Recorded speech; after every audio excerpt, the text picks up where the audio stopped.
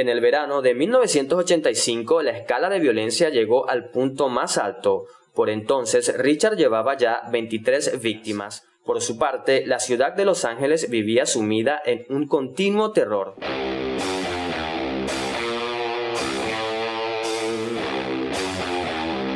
Hola amigos, ¿cómo están? Yo soy Jordan Flores y sean bienvenidos una vez más a este canal.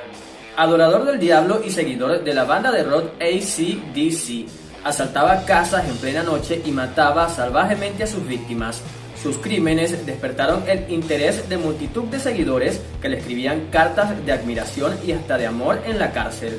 Esta es la historia de Richard Ramírez, el acosador nocturno. Recuerda suscribirte a este canal, activar las notificaciones y seguirme en todas mis redes sociales. ¡Comencemos!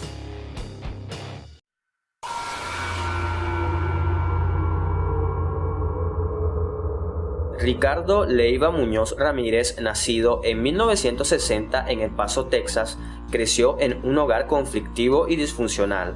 Su padre era muy violento y le daba brutales palizas. Era un chico tímido, retraído y solitario que no podía interactuar con sus compañeros de colegio como él quería al padecer de episodios epilépticos. Esto lo aislaba y se sentía rechazado e incomprendido. Las golpizas por parte de su padre eran continuas en pos de la disciplina, pero fue la epilepsia lo que le produjo un absoluto miedo a la muerte. Su única forma de superarlo fue visitar cementerios y transformar aquel pavor en una completa fascinación.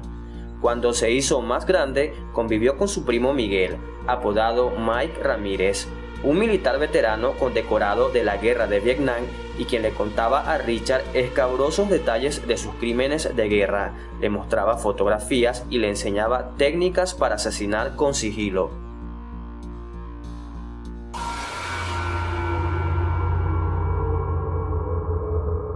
Algo determinante en la conducta de Richard fue presenciar cómo su primo Mike asesinaría a su esposa a sangre fría.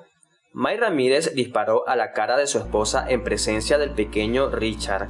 Tras el estruendo de aquella detonación, el rostro del niño de apenas 10 años se impregnó de sangre. Su primo acababa de cometer un crimen.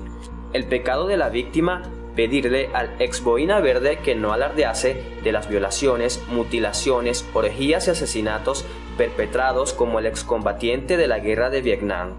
Aquel asesinato fue un antes y un después en la vida de Richard Ramírez. La mala influencia que ejercía su primo generó en él interés por la sangre, la delincuencia y las drogas, y con los años terminó convirtiéndose en el bautizado The Night Stalker o el acosador nocturno. Un asesino en serie que aterrorizó a la ciudad de Los Ángeles con más de 30 homicidios a sus espaldas. Pero antes de este asesinato los primos pasaron mucho tiempo juntos. El mayor le enseñó a ver la mutilación y determinadas posturas sexuales como algo normal, a creerse superior, una especie de Dios con el poder de decidir quién vivía y quién no. Y todo ese cóctel propició en el menor unas ansias por emular a su primo mayor. El exsoldado jamás pisó la cárcel por matar a su mujer, sino que fue enviado a un centro psiquiátrico. El tribunal alegó estrés postraumático tras la contienda. El joven Richard comenzó a fumar marihuana, a asaltar y a matar animales en granjas, a efectuar pequeños robos y realizar allanamientos, todo con un único objetivo: conseguir drogas, convirtiéndose así en un adolescente muy peligroso. Aquella violencia con la que se había ido empapando gracias a su primo generó en él fantasías salpicadas de muerte y sangre, siempre con una gratificación erótico-sexual. Durante los siguientes años también influyó en él la existencia de la doctrina satánica. Su adoración por Satán hizo mella en un adolescente que solo encontraba paz glorificando al maligno y siguiendo sus premisas.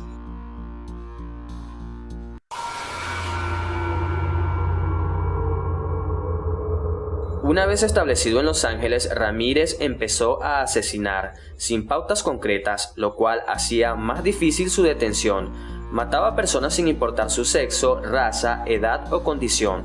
Las armas utilizadas iban desde un bate de béisbol a un puñal, pasando por varios tipos de pistolas. Su modus operandi también oscilaba, ya que podía asesinar de manera organizada sin dejar pista o matar sin ningún cuidado, creyéndose amparado por Satanás, dibujando signos satánicos en las paredes, comiendo en casa de sus víctimas, robándoles el dinero que llevaban encima o dejando las armas homicidas en el lugar del crimen. Su juego preferido era salir de casa escuchando música por un Walkman. Al principio solo golpeaba y violaba, dejando incluso a la mayoría de sus víctimas con vida, pero después se hizo más sádico. Por ejemplo, mataba a los esposos y violaba a las mujeres y después las mataba. Cuando el cazador atacaba, las consecuencias eran nefastas. Sin embargo, sus actos eran erráticos y torpes. Dejaba pruebas y evidencias por todos lados en las escenas de los crímenes, aparte de ir a cara descubierta, lo que le hacía identificable para los supervivientes: alto, moreno, de origen hispano y aspecto intimidante.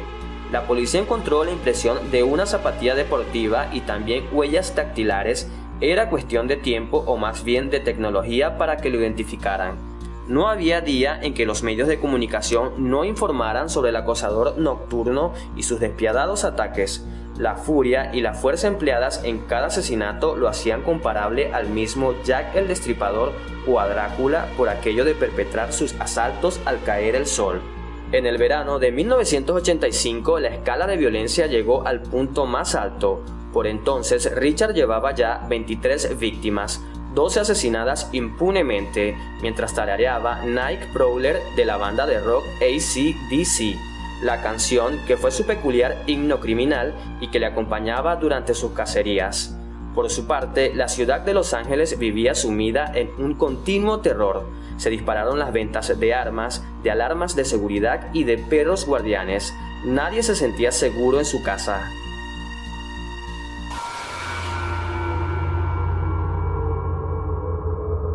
Faltaba poco tiempo para que Ramírez progresara y pasara del robo a la violencia. Su primer asesinato conocido ocurrió el 28 de junio de 1984. Tras consumir cocaína, salió de la casa y tomó el auto. Se detuvo afuera de una vivienda ubicada en la calle Glacier Park. Allí vivía una anciana de 79 años llamada Ginny Vinco. El asesino entró por una ventana y atacó a la mujer. La agredió sexualmente y la apuñaló en múltiples ocasiones. Sus siguientes víctimas llegaron el 17 de marzo de 1985. Ramírez se dirigió a la casa de una joven de 22 años llamada María Hernández. La chica vivía con una compañera de nombre Daily Okazaki. Atacó a María en la cochera, pero al dispararle, la chica instintivamente colocó su mano y la bala rebotó en las llaves. La víctima cayó al suelo y fingió estar muerta. En un descuido del asesino logró escapar.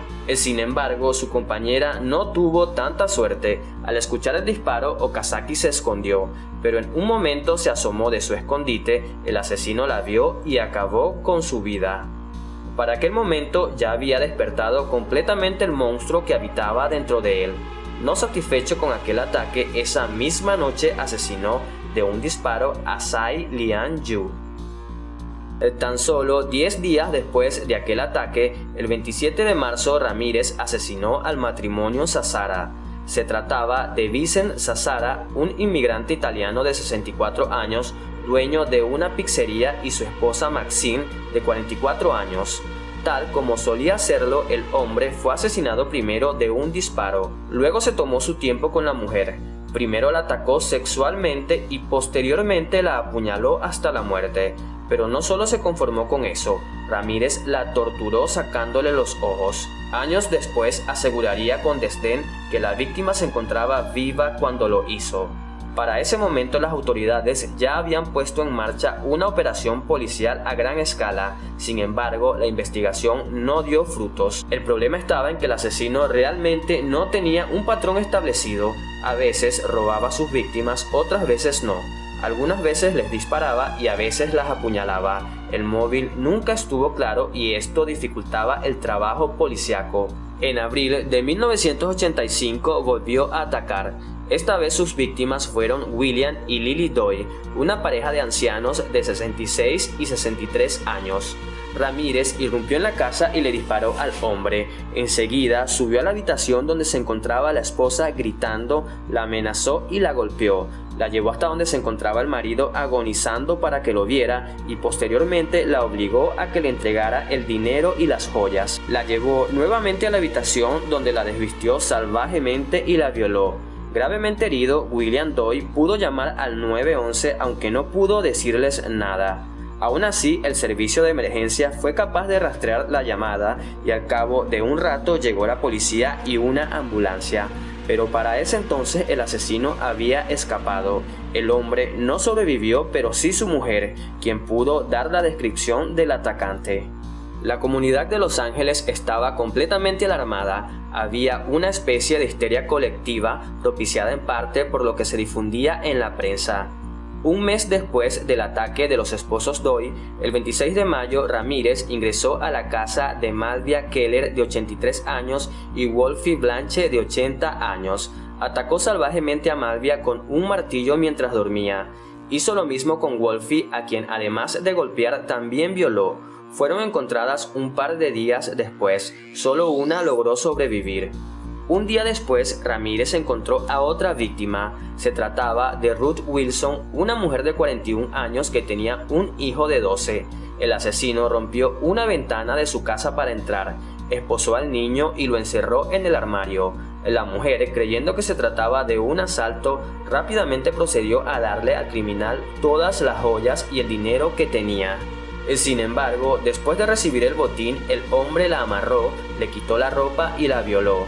Afortunadamente para Wilson, Ramírez la dejó con vida. Este fue quizá el principio del fin del asesino, ya que con la descripción de la mujer se logró hacer el primer retrato del criminal. Durante los siguientes meses el número de víctimas aumentó. Había entonces una docena de personas que habían sido robadas, atacadas física y sexualmente, con indicios además de la práctica de rituales satánicos. Pero la constante presión mediática y policial, ayudada por las descripciones fotográficas de las víctimas que habían sobrevivido, obligó a Ramírez a abandonar Los Ángeles en agosto. Se mudó a San Francisco y allí provocó nuevas víctimas.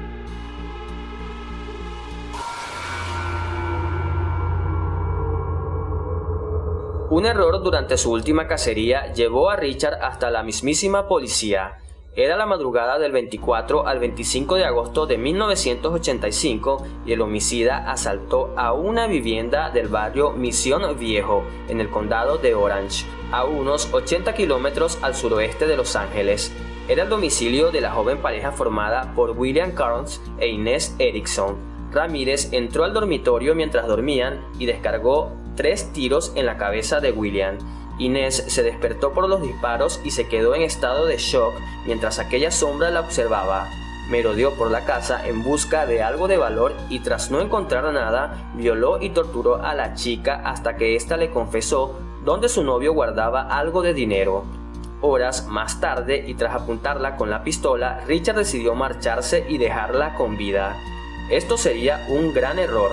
La joven no solo dio una descripción exacta del acosador nocturno, sino que este dejó sus huellas dactilares por todo el piso. Las autoridades del estado de California por fin disponían de un innovador sistema de identificación dactilar, y era cuestión de tiempo que se cotejaran y dieran un resultado positivo. El testimonio de la superviviente del último ataque, Inés Erickson, sirvió además para encontrar el coche del asesino. Se trataba de un Toyota familiar de color naranja. A este se sumó otro testimonio, el de un muchacho que mientras arreglaba su bicicleta en el garaje, memorizó la matrícula al resultarle muy sospechosos sus movimientos. A la mañana siguiente, el joven acudió a la policía. Gracias a ambas declaraciones, los agentes encontraron el Toyota en el aparcamiento de un McDonald's. Iniciaron la vigilancia esperando que su dueño apareciese, pero Ramírez se había largado a Tucson a visitar a unos familiares.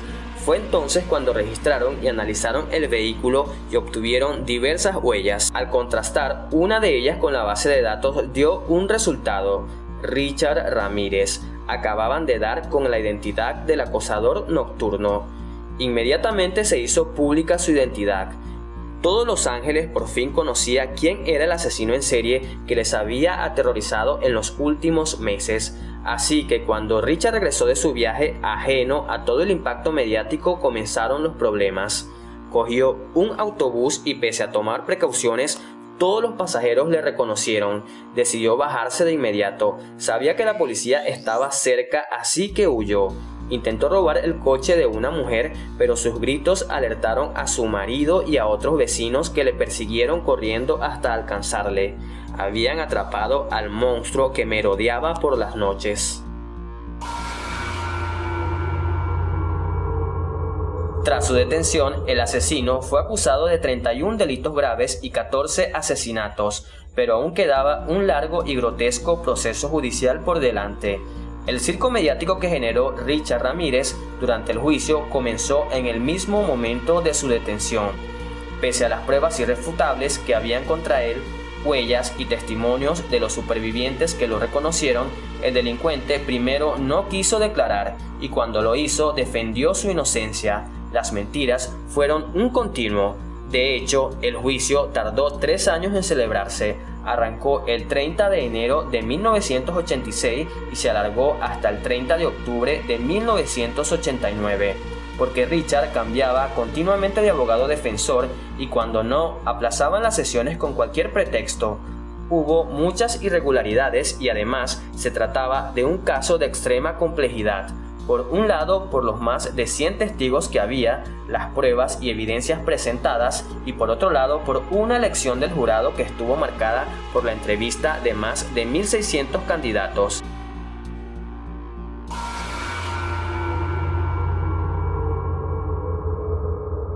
Cada sesión era un escándalo donde reinaba la crispación. Ramírez no solo se mostraba desafiante con los allí presentes, sino que le emprendía a gritos para generar terror recitando cánticos satánicos o tatuándose en la palma de la mano un pentagrama invertido, signo de adoración al diablo. Había cierto sector de la población, las denominadas fans, que no temían por su vida, adoraban a Ramírez, hasta tal punto que le encontraban sexy y atractivo y al que le enviaban románticas cartas de amor. Una de ellas, Doreen Lloyd, cayó prendada del acosador y terminaron casándose en 1996, a las puertas de la cárcel. La mujer anunció ante los medios de comunicación la noticia. Solo quiero decir que estoy muy feliz hoy y estoy muy orgullosa de ser la esposa de Richard. Espero que respeten este día y me dejen ir a disfrutarlo en paz.